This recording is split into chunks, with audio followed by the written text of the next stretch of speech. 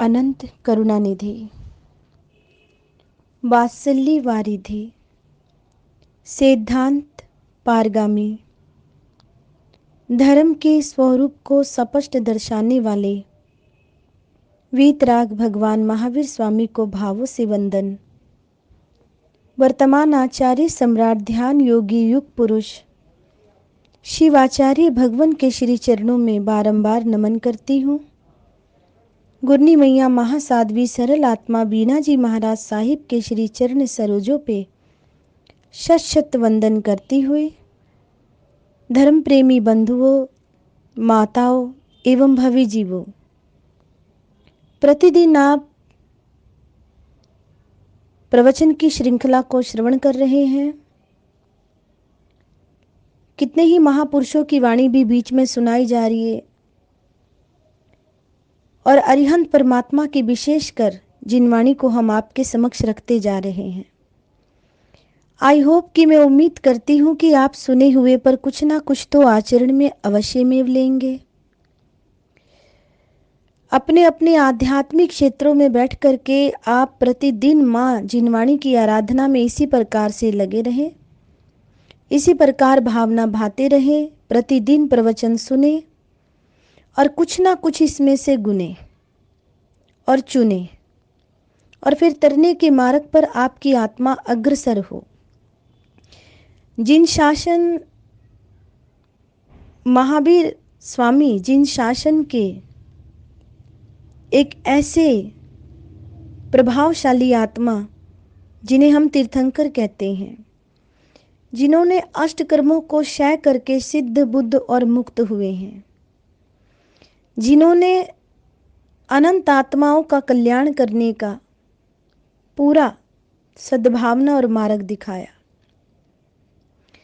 वीतराग भगवान महावीर स्वामी जिनके नाम का ये शासन चल रहा है, एक ऐसा शासन है जहां दूसरों की दुआएं काम नहीं आती और ना ही दवाएं काम आती हैं। काम आती है तो केवल अपनी ही भावनाएं, अपने ही शुभ विचार, अपनी ही लेशिया। भगवान महावीर कहते हैं, आपके नाम का दिया आपके काम का नहीं है, अपने हाथ दिया आपके साथ है, कि यदि आप अपने हाथों से जो त्यागेंगे, जो देंगे, वो आपके साथ है। इसलिए अपने होश हवास में कुछ ऐसे सत्कर्म कर लेना है हमें, जिससे हमारी आत्मा की शांति के लिए किसी और को भगवान से प्रार्थना ना करनी पड़े। कुछ सद्कार्य ही ऐसे करने हैं, सत्कर्म ही ऐसे करने हैं, जिससे स्वतः ही हमारी आत्मा प्रार्थना करती हुई जाए। संसार में दो प्रकार के विचार होते हैं, एक सकारात्मक और एक नकारात्मक। एक पॉजिटिव विचार है और एक नेगेटिविटी विचार के हैं। तो इसके विषय में आज एक संत मुनि महात्मा जी ने बहुत अच्छी व्याख्या बताई, जो आपके समक्ष रखने का आज मंतव्य बना, और इसमें से अवश्य में कुछ ना कुछ आप चुनना, गुनना और अपने जीवन में धारण करना। मनुष्य के दिमाग में उठने वाले विचार किसी बीज की तरह हुआ करते हैं। धर्म प्रेमी बंधुओं, भवी जीवों, छोटे से विचार को छोटा समझकर दरकिनार ना करें, क्योंकि वह छोटा सा विचार ही आने वाले कल में भविष्य का निर्माता हो सकता है। अणु बम छोटा होता है, पर जब विस्फोट हो जाता है तो वह किसी भी हिरोशिमा और नागासाकी को ध्वस्त कर सकता है। एक छोटे से बीज में वृक्ष का भविष्य छिपा रहता है। एक छोटे से बीज में एक विशाल बरगद समाया रहता है। इसलिए अपने किसी भी विचार को छोटा समझकर निग्लेक्ट ना करें, क्योंकि वही विचार आने वाले कल में आपके जीवन की परिभाषा बनेगा। आज का विचार आपके आने वाले कल का बीज है, ऐसा महापुरुष कहते हैं। विचारों को सुधारिए, व्यक्तित्व स्वतः सुधर जाएगा। ध्यान रखें, जीवन में सार्थक सोच भी उठती है और निरर्थक सोच भी। त्याग करना है तो हम अपने निरर्थक विचारों का त्याग करें। हम लोग एक ऐसा व्रत, ऐसा तप अनुष्ठान करें कि इसमें हम अपने फालतू विचारों का त्याग कर सकें। दुनिया में दो तरह के विचार होते हैं, एक पालतू और दूसरे फालतू। पालतू विचार काम के हैं, पर फालतू विचार न काम में आते हैं। यदि आपके दिमाग में ऐसा कोई फालतू विचार आ चुका है तो तत्काल सावधान हो जाइए और ठान लीजिए कि नहीं, मुझे ऐसा नहीं सोचना है। ऐसा सोचना मेरे लिए पाप है। आप ऐसा सोचें कि ऐसा सोचना मेरे लिए पाप है, सो मैं ये नहीं सोच सकता। आपकी दिशा को बदल दीजिए, खुद की दिशा को। यदि आपके किसी पर क्रोध आ भी जाए और नालायक का ना निकले तो उसके पहले ही उसे निगल जाएं। सावधान हो जाएं कि नहीं, मुझे ऐसा विचार भी नहीं करना, मुझे ऐसा नहीं बोलना चाहिए। शुरुआत में तो आपको निगलना पड़ेगा, लेकिन कुछ दिनों बाद आप देखेंगे कि आपके दिमाग में कोई गाली ही नहीं उठती, बिल्कुल शांति है। दुनिया का कोई भी संत, कोई भी पंथ और कोई भी ग्रंथ किसी को नहीं बदल सकता। मनुष्य जब भी बदला है, अपने सोच और समझ के चलते ही बदला है।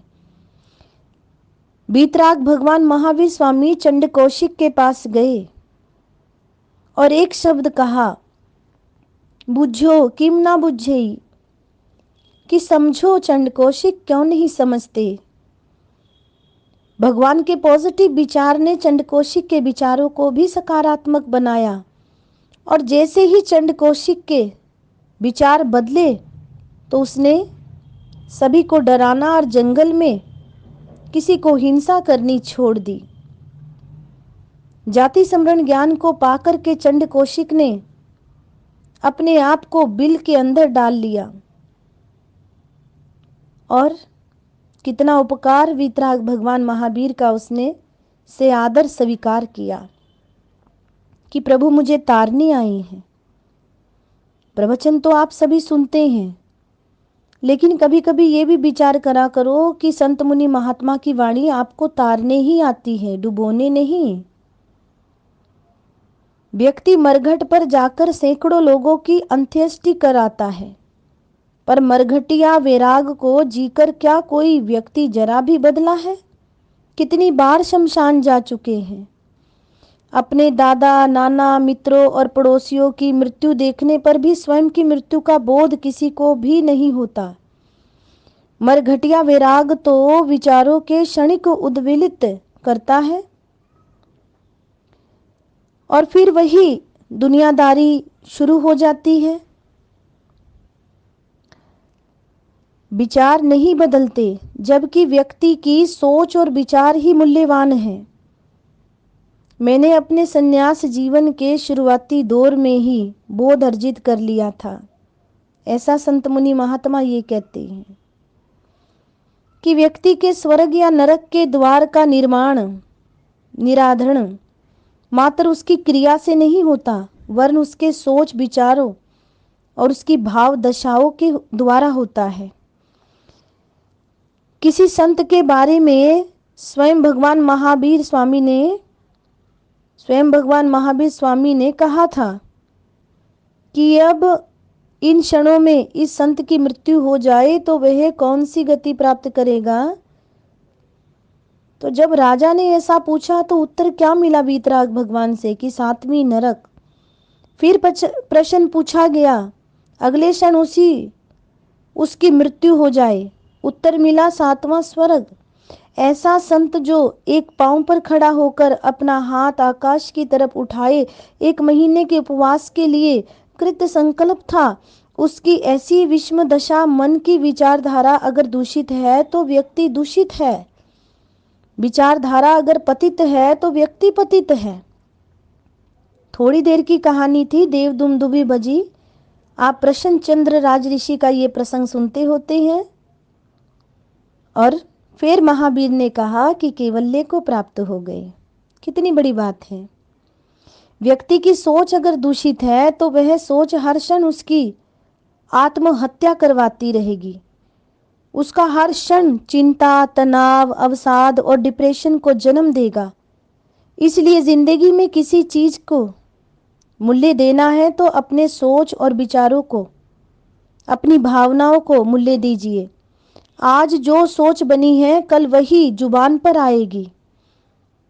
आप अगर आज किसी को गाली दी है आपने, तो उसका मतलब ये नहीं कि निमित्त ही ऐसे खड़े हुए, वरन आप उसके प्रति गलत नजरिया पहले ही अपना चुके थे, जिनके चलते आपने उसे आज गाली दी। गलत सोचा। सोच पहले बनती है, वाणी बाद में निकलती है, ऐसा महापुरुष फरमाते हैं। जो सोच में होगा वही वाणी में अभिव्यक्त होगा। अगर आप अपनी वाणी को मधुर और सौम्य बनाना चाहते हैं तो सबसे पहले अपनी सोच को विनीत और सौम्य बनाइए। जो सोच में होगा वही वाणी में आएगा, और जो वाणी में होगा वही व्यवहार बन जाएगा। इसलिए अगर आप अपने व्यवहार को अच्छा बनाना चाहते हैं तो अपनी सोच को अच्छा बनाइए। छोड़ दीजिए बेकार की निंदा, चुगली, मन में गांठ। किस लिए, किसके लिए? आपकी सामायिक, आपका जप, आपका तप, आपकी संध्या, आपकी आराधना, आपकी साधना ऐसा करने से दूषित हो जाती है। भगवान ने तो कहा है कि क्षमा भाव रखो, मैत्री भाव रखें, सभी जीवों से क्षमा याचना करें, लेकिन हम विपरीत दिशा में चले जाते हैं। इसलिए अगर आप अपने व्यवहार को अच्छा बनाना चाहते हैं तो अपनी सोच को अच्छा बनाइए। जो व्यक्ति के व्यवहार में होगा वही उसकी आदत बन जाएगी। अगर आप अपनी बुरी आदतों से छुटकारा पाना चाहते हैं तो अपनी बुरी सोच से पहले छुटकारा पाइए। व्यक्ति की आदतें ही उसके चरित्र का निर्माण करती हैं। अगर हम चरित्रशील समाज का निर्माण करना चाहते हैं तो सर्वप्रथम अपनी सोच को चरित्र संपन्न बनाइए। ये महापुरुषों की वाणी है। वे ही चीजें तो अभिव्यक्ति होगी जो भीतर में जड़ों और बीजों की तरह समाई हुई है। अगर भीतर कुछ होगा ही नहीं तो बाहर क्या आएगा? अगर आप घर, परिवार, समाज व संसार को सुधारना चाहते हैं तो पहले स्वयं को सुधारिए। खुद की सोच में सुधार लाइए। बिना सोच को सुधारे व्यक्ति द्वारा किया गया प्रत्येक व्रत, प्रतिज्ञा और नियम राख पर की गई है। राख पर। बड़ी विचारणीय बात है कि प्रत्येक व्रत, प्रतिज्ञा और नियम राख पर की गई लीपा पोती भर होगी।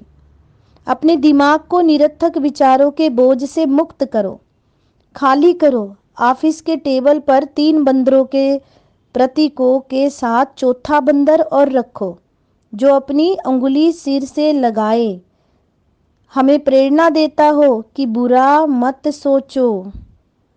अहंकार को त्याग दीजिए। बुरे विचारों के पीले पत्तों का पतझड़ हो जाने दो। पुराने आग्रहों को, आक्रोशों को त्यागेंगे तभी तो नई कोपलें फूटेंगी। ईर्ष्या, घृणा, क्रोध और वे मनस्य जैसी तमाम नकारात्मकताओं को हटा दो। एक बार बच्चे ही बन जाओ। बच्चे भी लड़ झगड़ बैठते हैं, पीटते हैं, पर बोलना बंद नहीं करते। हम ही लोग हैं जो गांठें बांध लेते हैं। ये जीवात्मा गांठ बांध लेता है। मन की धारा को, मानसिकता को बदलें, अपनी सोच, अपने नजरिए और अपनी प्रस्तुति को पॉजिटिव बनाएं। जीवन से बुरी सोच को हटाएं। बुरी सोच नकारात्मकता है। नकारात्मकता तो वे है जहां व्यक्ति दूसरों को इनकार करना प्रारंभ कर दे, और सकारात्मकता वे है जहां व्यक्ति दूसरों को भी मूल्य देना प्रारंभ कर दे। महापुरुषों ने कहा है, मेरा सो सच्चा, ये नकारात्मकता है, और सच्चा सो मेरा, ये सकारात्मकता है। नकारात्मक विचार अपने आप आते हैं, जबकि सकारात्मक विचार व्यक्ति के स्वयं के प्रयास होते हैं। नकारात्मक विचार अनायास ही चले आते हैं। बेटा कार लेकर गया है, आधा घंटे तक लौटा नहीं। इस परिस्थिति में तत्काल ही नकारात्मक विचार आ जाएगा कि क्या कहीं कोई दुर्घटना तो नहीं हो गई। वस्तुतः सकारात्मक विचारों को लाना जीवन में एक बहुत बड़ी चुनौती है। विचारों को व्यवस्थित करना जीवन की बहुत बड़ी साधना है। नकारात्मक विचारों से बढ़कर जीवन में कोई रोग नहीं, कोई भी रोग नहीं होता, और सकारात्मक विचारों से बढ़कर जीवन में कोई आरोग्य नहीं होता। नकारात्मक विचारों से बढ़कर जीवन में कोई समस्या नहीं होती, और सकारात्मक विचारों से बढ़कर जीवन में कोई समाधान नहीं हुआ करता। ऐसा महापुरुषों ने फरमाया है। त्यागना है तो अपनी चिंताओं का त्याग कीजिए, नकारात्मक सोच का त्याग कीजिए। नकारात्मक सोच व्यक्ति को घुटन, तनाव, अवसाद से भरी रही है। अगर कोई व्यक्ति गुस्सेल प्रकृति का है तो हम यही मानकर चलें कि उसके भीतर नकारात्मक विचारों ने अपना डेरा जमा लिया है और वह दूसरों के अस्तित्व को इनकार करने लगा है। उसे ऐसा लगता है कि जो कुछ है वह केवल वही है और सब कुछ उसी के इशारों पर होना चाहिए। ध्यान रखें, नकारात्मक विचारों को छोड़े बिना आप अपने क्रोध पर नियंत्रण नहीं कर पाओगे, बुराइयों पर नियंत्रण नहीं कर पाएंगे। इसके लिए आप चाहे जितने व्रत, त्याग, तप और मौन कर लो, अगर छोड़ना ही है तो नकारात्मक विचारों को छोड़ो, और अगर अपनाना ही है तो सकारात्मक दृष्टिकोण को अपनाओ। सकारात्मक सोच जीवन का सबसे बड़ा तप, व्रत और अनुष्ठान है। ये महापुरुषों की वाणी कहती है। छोड़े व्यर्थ की चिंताएं, नकारात्मक। त्यागना है तो अपनी चिंताओं का त्याग कीजिए। चिंताओं के त्याग से आपका जीवन भी सुखी बनेगा और परिवार में भी सुख, समृद्धि और शांति बढ़ेगी। व्यक्ति को हर समय चिंता लगी रहती है कि कहीं ऐसा हो गया तो क्या होगा, कहीं वैसा हो गया तो क्या होगा, मैंने उसे ऐसा बोला और वह बुरा मान गया तो क्या नतीजा निकलेगा। अरे एक बार सोचिए, अरे चिंता करने से क्या हाल हासिल होगा। जब जैसा जो होगा तब उसका वैसा ही सामना कर लेंगे। बात के बीत जाने पर क्या सोचना। और आप तो बहुत बार सुनते हैं और मैं आपको सुनाती भी हूं। किस प्रकार से, जब चिड़िया चुग गई खेत, कि जिस वक्त चिड़िया खेत ही चुग जाए तो हम क्या कर सकते हैं। अवसर दे दिया चिड़िया को खेत चुगने का और उसके बाद पछता रहे हैं, और फिर कहते हैं कि चिड़िया खेत चुग गई है। अब उसमें तो गलती भी हमारी है ना। तो क्या कहा महापुरुषों ने, जब जैसा जो होगा तब उसका वैसा ही सामना कर लेंगे। बात के बीत जाने पर क्या सोचना। पश्चाताप करना है, क्षमा याचना करनी है यदि बुरा हो गया है, लेकिन उसमें चिंताएं नहीं करनी, चिंतन करना है। जीवन के साथ सहजता को जोड़िए। जब जैसा होना होगा तब वैसा ही होगा, होनी को कोई टाल नहीं सकता।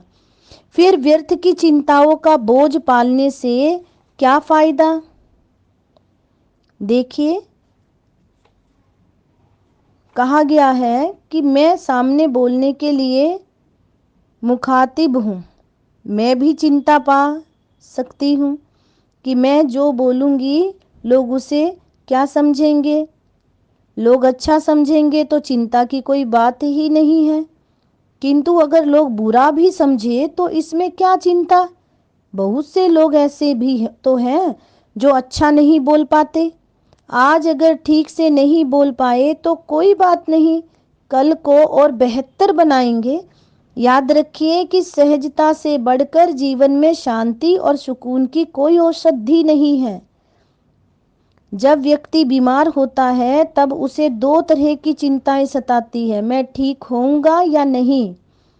ठीक हो गए तो अच्छी बात है, और ठीक नहीं हुए तो इसमें भी क्या चिंता। डॉक्टर के पास चले जाओ, व्यक्ति डॉक्टर के पास जाता है तब भी उसे दो तरह की चिंताएं सताती हैं, मैं मर जाऊंगा या जीवित रहूंगा।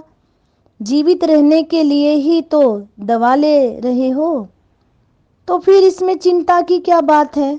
आयुष्य का धागा तो ना कोई बढ़ा सकता है और ना कोई घटा सकता है। जितना आयुष्य आप बांध कर लेकर आए हैं अपने पुण्य के उदय से, उतना ही भोगना है, उससे ज्यादा नहीं। और मरने जीने की चिंता क्या करनी, केवल मात्र मृत्यु को याद रखना है, भरत चक्रवर्ती की तरह, और निरंतर कहना है। मेरे जैसे और नथा सिंह जी तो कहते हैं, किसी दिन देख लेना तुझको ऐसी नींद आएगी, किसी दिन देख लेना तुझको ऐसी नींद आएगी, तू सोया फिर न जागेगा तुझे दुनिया जगाएगी, तू सोया फिर न जागेगा तुझे दुनिया जगाएगी।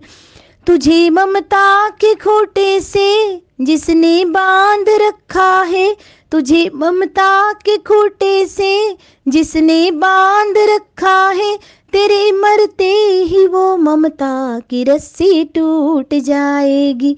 किसी दिन देख लेना तुझको ऐसी नींद आएगी, तू सोया फिर न जागेगा तुझे दुनिया जगाएगी। कि किसी दिन देख लेना तुझको ऐसी नींद आएगी, तू सोया फिर न जागेगा तुझे दुनिया जगाएगी। इसीलिए धर्म प्रेमी बंधुओं, मेरी माताओं, भभी जीवो, बीतराग भगवान कहते जागो। जागना ही आपका धर्म है। ना मरने से डरो और ना बीमारी से डरो। कर्मों का भुगतान बड़े बड़े महापुरुषों को देना पड़ा है। 14 वर्ष का वनवास श्री रामचंद्र जी को मिला, और 12.5 साल में कि 12.5 साल लगातार बीतराग भगवान को, उसमें से 6 महीने संगम देव साथ रहा और एक रात्रि में भी शुभ सर्ग, और कहीं किले ठोकना, कहीं पर अनार्य देशों में इतनी तकलीफों को पाना। हमारे प्रत्यक्ष है सब कुछ, तो जो कर्म किए हैं उसका भुगतान तो देना ही पड़ेगा, लेकिन भावना विचार शुद्ध रखिए, जैसे हमारे तीर्थंकरों ने रखे। जीवित रहने के लिए ही तो दवा ले रहे हो, तो ही तो फिर इसमें चिंता की क्या बात है। आगे चलती हूँ। और यदि मरता है कोई, तब भी तो दो तरह की चिंताएं बनी रहती है। मरकर स्वर्ग में जाऊंगा या फिर नरक में। स्वर्ग में गए तो कोई चिंता ही नहीं, क्योंकि वहीं तो आप जाना चाहते थे, और नरक में गए तब भी कोई चिंता नहीं, क्योंकि पहले से ही बहुत से लोग वहां बैठे हैं जिनसे बातें कर लेना, आप अपना समय बिता लेना। पर कर्म तो आपके है ना, कि आपने नीचे जाना या ऊपर जाना है। आप उस नरक को याद करके आज अपने जीवन को नरक क्यों बना रहे हो। छोड़ो इन व्यर्थ की चिंताओं और नकारात्मकताओं को अपने दिल और दिमाग में अमन चैन को तरजीह दो, जगा दो। दिमाग में अनावश्यक बोझ मत ला दो। सुबह उठते ही अपने मन में संकल्प ले लो कि आज मैं हर परिस्थिति में प्रसन्न रहूंगा, मुस्कुराता रहूंगा, परमात्मा की भक्ति करूंगा।